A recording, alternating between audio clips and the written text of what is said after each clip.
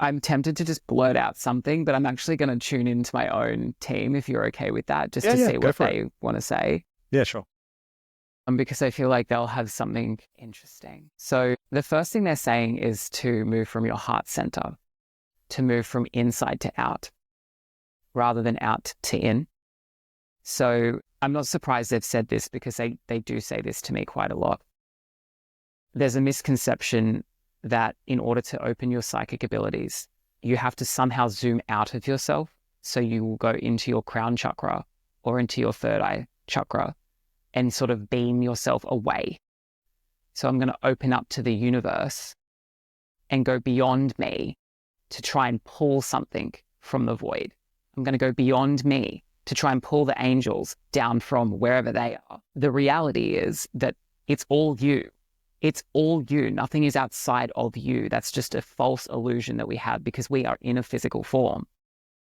Now, I know that's like a full-blown spiritual concept, but if you just hang on with me here. The best way I found, and that my team are telling me, which is my spirit guide team, is to go into the heart, into the inner heart, into the portal that is the heart center, and you're going into your energetic spiritual body, and from there you can connect into this fullness. But that fullness, the angels, the guides that you're pulling from, they don't exist on planet blah blah. You know, they're existing inside of you in the fullness of your soul capacity. So when I'm speaking to my guides right now, it's not like they're a different entity to me. They're just a bigger, they're an expanded version of me, but they're still me. And it's like I'm like a laser beamed down petal of the flower, and they're the stem of the flower. Right. But there's also a flower bush as well. So it might feel like, because I'm a petal and there's another petal next to me, that we're different petals. And so therefore, if I need to talk to that petal, I've got to scream over to that petal that's over there on that other flower. But actually, we're all from the same bush. We're one plant, man. So it makes sense, rather than trying to fill the void and scream across to the other petal on the other flower on the other side of the bush, to actually go straight down into the root, because that's where we come together. And that's what moving into the inner heart space is. And I know that as a concept, that could be quite ethereal to describe, but you know, that's why I do psychic development coaching and things. And that's what the second step is, to get support. That could be support from you. Listening to this podcast, in a way, is a support. It's context, it's permission, it's validity. And then there could be more hands-on support, whether that's me or somebody else that is providing some form of service, whether it's one-on-one coaching, which is what I do, or whether it's a YouTube video, what have you. Following your inner compass to feel who that right teacher could be, or guide or supporter, is a great way to be guided into your fullest expression. And I come back to, they're like nudging me back to the piano metaphor, they being my guides. Sexuality in Tantra is something that we all don't actually consciously engage with, I think. And as a part of that story, to really get the most out of our sexual experiences authentically, you need to actually understand like the tantric element, which is like the connection to God within those experiences. And it's the same thing. Like, you can learn to play piano now on, I don't know, learnpiano.com or whatever, and it can be this sort of independent practice. Or you can go old school and you can go to a teacher, like I did when I was learning to play piano, and then they can impart their knowledge and their skill set onto me, or onto you. So going it alone is tempting, but I would highly recommend you don't do that. It's not the vibe. It's going to be harder, and it's going to be full of confusion. And I think the missing piece of that is the validity, you know, like being able to share your story and your crazy days, nights, experiences over time. Because I know that most people don't have a safe place to be able to share those stories. without feeling like they are crazy. I could go on, but I feel like those two are the biggest pieces. That makes good sense. How do you integrate your background in yoga with your psychic work to help your clients? Yoga is amazing because have you done much yoga? I'm curious. I have done yoga. I wouldn't say I'm a frequent person right now, but I have done lots of frequent yoga in the past. Yeah, awesome. So, you would probably know from your own time dabbling with yoga that it's quite a full system, and it's breath work. We know it's movement. We know the postures are there, but it's breath work and it's meditation and it's learning to work with energy and your breath. That is pranayama, working with energy in the breath work. So these are all parts of yoga. And I know that maybe if you go to like fancy pants class in the middle of Brisbane or something, it may only be touching base on a tiny bit of breath work and mainly movement, but the totality of the yoga practice is so much deeper than that. And that's what I utilize in my coaching, because as I was am a practicing yoga teacher for, it's getting up to like 8 or 9 years now. And what I find so helpful is being able to use really tangible tool sets like breath work, for example, or like guided meditation, to be able to tune in. This is that tuning in to the heart space, tuning in to the inner quiet, opening up the vessel, just like we were describing with the Kundalini awakening experience. All of that goes hand in hand to start to open up those wider abilities. I also use yoga and I also use Tantra. So Tantra it's very similar, but I use the energetic side of Tantra to move into blockages. Especially there's a lot of blockages in the sacral chakra, in our sex center, creation center. So if anyone listening doesn't know much about that, you've got the 7 chakras, 7 energy set points along the spine of the body.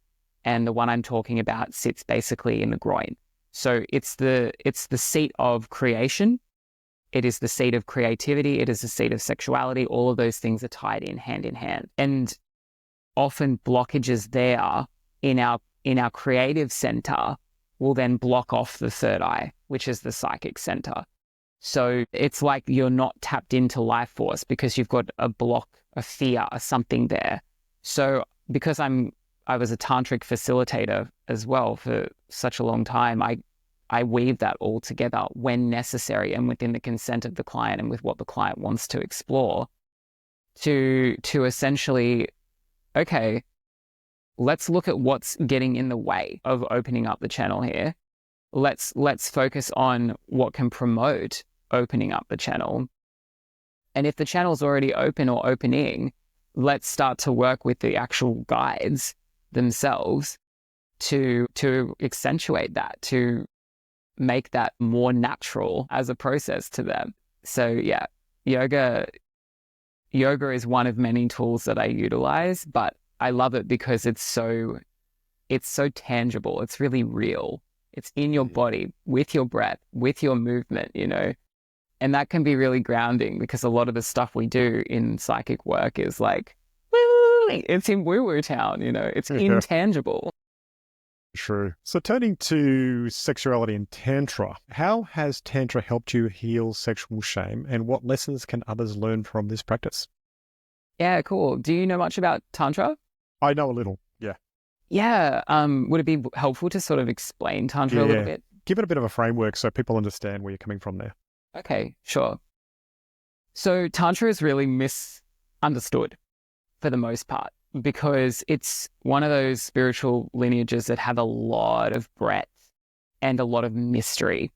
So Tantra, first and foremost, is about sacred relationship to the deity being source. Back in its original Indian context, that would be actual Hindu gods and goddesses. And essentially you're looking at all the things that yoga has, so breath work, movements and all of that, but you're also doing a lot of ritual. So a lot of prayer, a lot of chanting, mantra to the gods, to the deity. But the point of it is actually to go into your body and find God. Yeah, that's Tantra. And then we have Within some lineages of Tantra, they move into sex and sexuality as well because they don't turn their back on anything. You know, sometimes yoga or will poo-poo sexuality and be like, nope, not my domain. I don't want to go there. Brahmacharya, if you follow yoga, there's these concepts of like almost purity, like purism. And Tantra's like, no, we're not about that. We're about going deep into the truth of all of the human experience, including sexuality, and we're finding God in there as well. So that's where you get a bit of that sexual mystery within Tantra. And some lineages take that further than others. Some lineages, they do almost no sexual work at all. And then you've got Neotantra, which is basically Tantra in Western countries. And you know what? That's what I teach because I am in a Western country working with predominantly Western minds.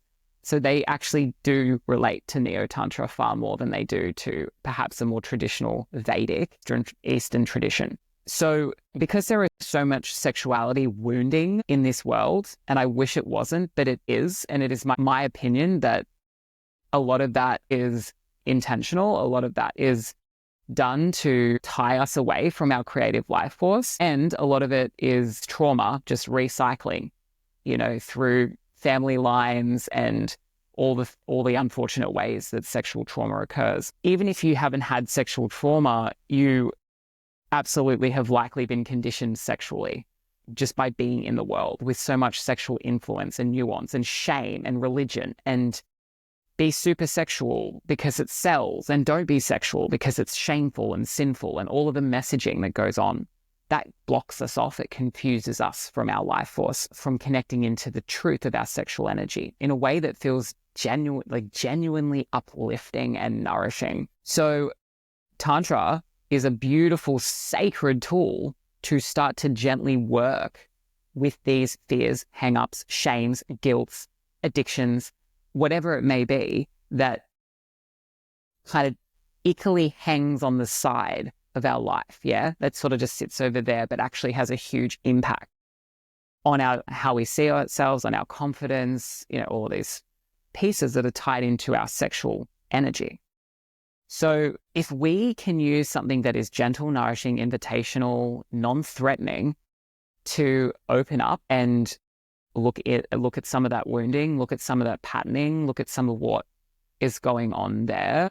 And that's where I use Tantra, the tools, breath work, energy work, sound healing, you know, the mantra. Then we are accessing I would say, the biggest part of what can move the dial for people, but also it is the thing that most people don't touch. Most coaches, most teachers, they don't want to go there. And I get that because it's scary to and maybe taboo to talk about people and talk about their sexuality when you're talking about spirituality. It's all like, can the two coexist? Yes, and they should. And it's not that it's sexualized. You know, to heal and to move with and work with sexual energy is not to have to sexualize the process. It's not like that.